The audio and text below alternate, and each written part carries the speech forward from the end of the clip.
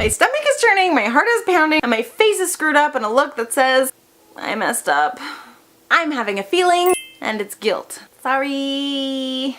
Hello again, welcome to I'm Having a Feeling. My name is Ten, and today we'll be talking about guilt and staying grounded in the face of discomfort. Yay! Guilt is what we feel when we think we've done something wrong. It's the oh shit of feelings. The think in this definition is really important because we can feel guilty for all kinds of reasons that have nothing to do with any objective right or wrong. Guilt is closely related to remorse, regret, and shame, as they all tend to come up when we sense judgment. There's judgment afoot. That judgment can come from ourselves, from other people, or, and this is the most insidious, what we think other people are thinking. Yeah. It's the worst guessing game, and all of the prizes are dread and anxiety. But even with the best of intentions, when we do feel guilty, we can react with anger, embarrassment, defensiveness, sadness, anxiety, rage, hopelessness, fear, contempt. That's enough. Long list shortened. There are a lot of feelings that come up with guilt that can make being present with someone really challenging, especially when our actions have hurt them. When we lean into our guilty feelings, we can lose sight of our worth. We get so bogged down with judging ourselves about a choice or choices that we've made that we forget all about our positive qualities. And we forget about the other people involved.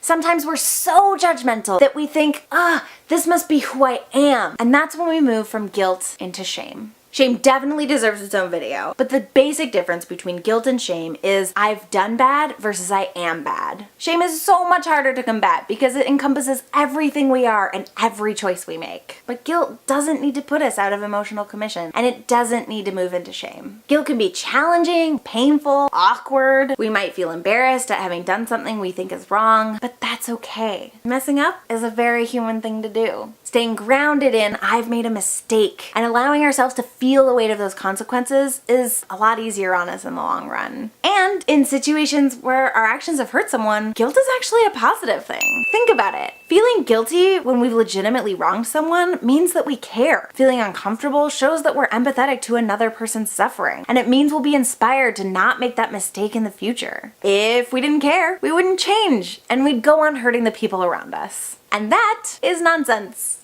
Now, sometimes we're inspired to feel guilty about things that have nothing to do with hurting someone. It's important to remember that we don't always have to take on the judgment that we see or perceive from other people, particularly when it has to do with boundaries we've set or personal choices we've made. I mean, I can feel guilty for being busy or not busy enough, for eating or sleeping or enjoying myself. And these are not, or should not, be moral or ethical dilemmas. 5 more minutes. What's more, sometimes we make a legitimate choice, but what we've done mixes with someone else's experiences or emotional landscape in a way that leaves them hurting. And that's definitely time for necessary communication for deepest fulfillment. In order to get along with people and avoid clashes in judgment, it's important to listen when people tell us that we've done something that hurts. We don't need to agree in order to be present and maybe validate their feelings. We can be compassionate and consider their perspective without rejecting an opportunity to connect with someone that we care about. We can say, I see you and I hear you, without saying, you were right or I was wrong.